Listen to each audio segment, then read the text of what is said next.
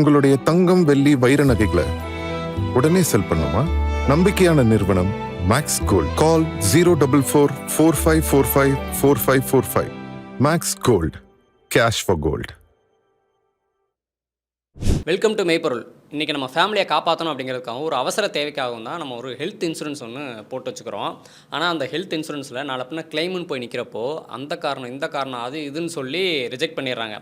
அப்படி இப்போ 10 பேர் அப்ளை பண்ணுறாங்க, கிளைம் அப்ளை பண்ணுறாங்கன்னா அதில் வந்து 10 பேருக்கு ரிஜெக்ட் பண்ணுறாங்கன்னா அதில் ஒரு 2-3 பேர் தான் தொடர்ந்து போராடி அந்த கிளைமை வந்து வாங்குறாங்க. மிச்சம் 7-8 பேர் வந்து எதுக்கடா வம்பு இழுத்தடிச்சிக்கிட்டே இருக்காங்க அப்படின்னு சொல்லி விட்டுறாங்க. அவங்க கை காசு போட்டு தான் பில் பே பண்ணுறாங்க, ஏமாந்து போகிறாங்க.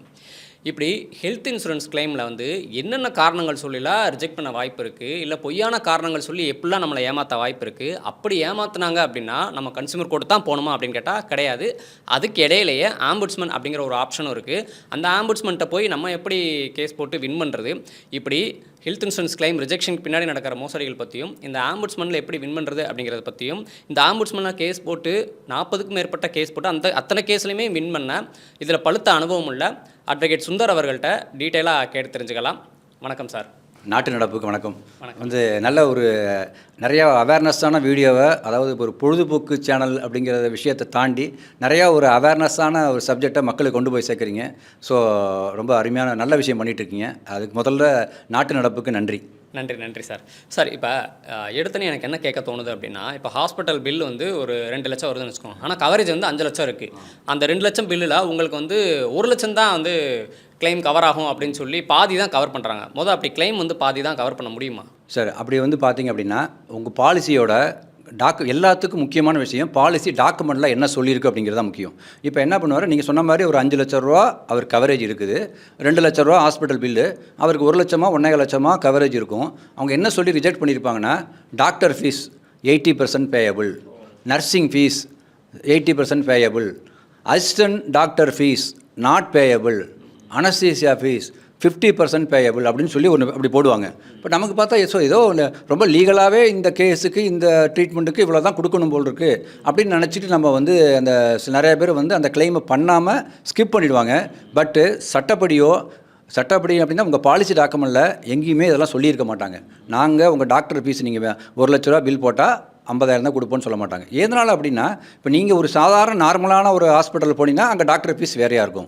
நீங்கள் ஒரு கார்ப்பரேட் ஹாஸ்பிட்டலில் போனீங்கன்னா டாக்டர் ஃபீஸ் வேறையாக இருக்கும். ஸோ எல்லாமே பேஸ்ட் ஆன் உங்கள் சம் அஷ்யூர்டு 5 lakhs இருக்குது, உங்களுக்கு ட்ரீட்மெண்ட்டு 2 lakhs இருக்குது, அந்த ட்ரீட்மெண்ட் 2 lakhsக்கு உண்டான பில் இருக்குது.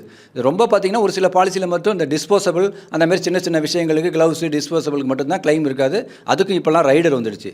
ஸோ உங்களை 50% பேயபிள், 80% பேயபிள், நாட் பேயபிள் இப்படிங்கிற மாதிரி சொன்னாக்க மோஸ்ட்லி இதை வந்து நம்ம கண்டெஸ்ட் பண்ண வேண்டிய விஷயம். அதில் அதே மாதிரி நிறைய கேஸை நம்ம வந்து வின் பண்ணி கொடுத்துருக்கோம். Okay sir. இப்போ ஏதாவது ஒரு கிளைம்னு போய் நிற்கிறப்போ ரிஜெக்ட் பண்ணுறாங்க.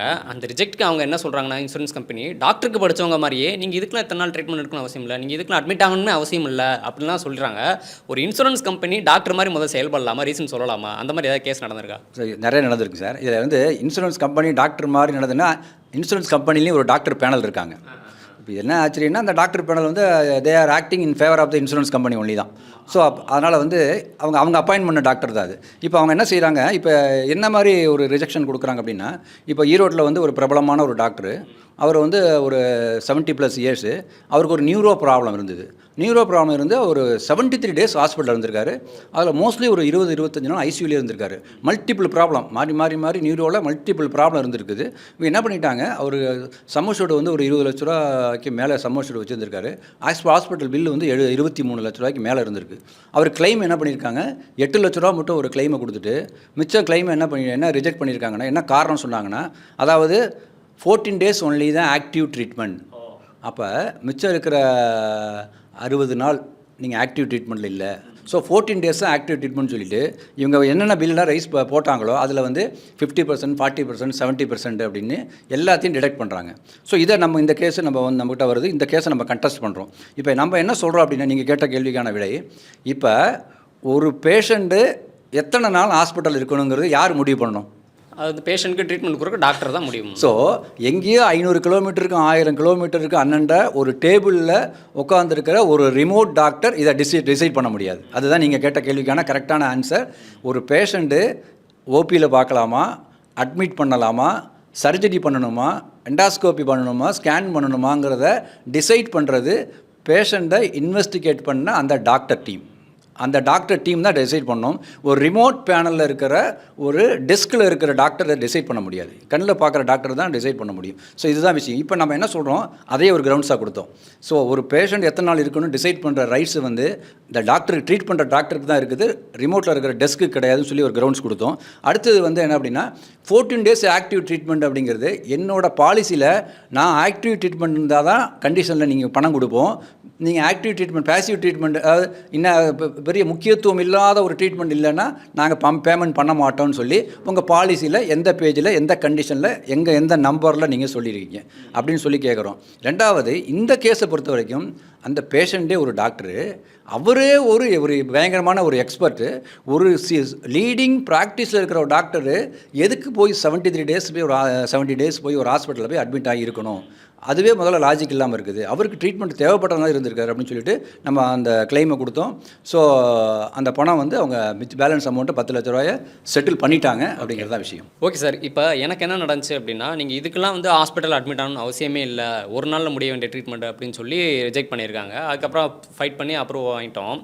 இந்த மாதிரி வேறு ஏதாவது நடந்திருக்கா, இதுக்கெல்லாம் அட்மிட் ஆகணும்னு அவசியம் இல்லை அப்படின்னு சொல்லி? ஸோ இது நிறையா நடக்கிற அதிகமான ரொம்ப ரிஜெக்ஷனில் ரொம்ப அதிகமாக நடக்கிற விஷயம். நார்மலாக இந்த ஃபீவரில் மட்டும் இது நடக்கும் சார். இது ஆமாம், ஃபீவர் கேஸ்லேயே அந்த ஃபீவர், டயரியா கேஸு, இந்த மாதிரி கேஸில் ஈவன் டெங்குல கூட அது மாதிரி நடக்கும். இதில் பார்த்தீங்கன்னா இதே மாதிரி ஒரு கேஸுங்க, ஒருத்தர் வந்து பாலிசி போட்டிருக்காரு, ஒரு 3 நாள் ஹாஸ்பிட்டல் இருந்திருக்காரு, ஃபீவருக்காக தான் ஹாஸ்பிட்டல் இருந்திருக்காரு, ஒரு 15,000 ரூபா பில்லு. அவங்க என்ன சொல்கிறாங்க, admission not accepted as per medical protocol.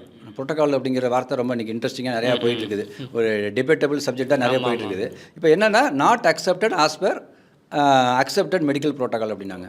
அப்படின்னா என்ன அப்படின்னா, நீங்கள் சொன்ன மாதிரி தான் ரொம்ப ஈஸியாக புரியுற மாதிரி சொன்னால் இதுக்கெலாம் நீங்கள் அட்மிட் ஆக தேவையில்லை. ஆனால் இந்த கேஸ் என்ன அப்படின்னா, அவருக்கு ஃபீவர் ரொம்ப அதிகமாக இருக்குங்க. முதல் நாள் காலையில் போயிட்டு ஹாஸ்பிட்டலில் போயிட்டு ஓபியில் போய் ட்ரீட்மெண்ட் பார்த்துட்டு வந்துடுறாரு. அன்றைக்கி மறுபடியும் ஃபீவர் குறையில. 2வது நாள் போயிட்டு மறுபடியும் போய் அந்த எமர்ஜென்சியில் போய் ஒரு 2 பாட்டில் ட்ரிப்பு போட்டு திரும்பி வந்துடுறாரு. அப்பயும் அவருக்கு அந்த ஃபீவர் குறையில. 3வது நாள் போய் அட்மிட் ஆகி ஒரு 2 நாள் இருந்துட்டு வராரு. ஸோ திஸ் இஸ் அ கரெக்டான ப்ரொசீஜரில் தான் போயிருக்காரு. இப்போ என்ன சொல்கிறாங்க, இதுக்கு நீங்கள் அட்மிட் ஆக தேவையில்லை, நீங்கள் ஓபியிலே பார்த்துருக்கலாம் அப்படின்னு சொல்கிறாங்க. பட் இதுக்கு நம்ம கேஸ் ஃபைல் பண்ணோம். ஈவன் வெறும் 15,000 ரூபா தான். 15,000 ரூபா இருந்தாலும் நம்ம கேஸ் ஃபைல் பண்ணலாம், ஜெயிக்கலாம் அப்படிங்கிறதுக்கான ஒரு விஷயம். ஸோ இவ்வளோ நேரம் எங்களுக்கும் எங்கள் சேனல் மக்களுக்கும் தெளிவான இன்சூரன்ஸ் பற்றி தெளிவான ஒரு அவேர்னஸ் கொடுத்ததுக்கு ரொம்ப நன்றி சார். வாழ்த்துக்கள். இதே மாதிரி அடுத்த ஒரு மெய்ப்பொருள் நிகழ்ச்சியில் உங்களை சந்திக்கிறோம். நன்றி. இது ரிஜெக்டட். நெக்ஸ்ட். எல்லா பேப்பர்ஸும் கரெக்ட்டா இருக்கும்போது ஏன் சார் ரிஜெக்ட் பண்ணீங்க? I want to know the reason. Why you rejected? அவர் எவ்வளவு பெரிய ஆபீசர், அவர்கிட்ட போய் ஜிம்பிட்டு இருக்கற?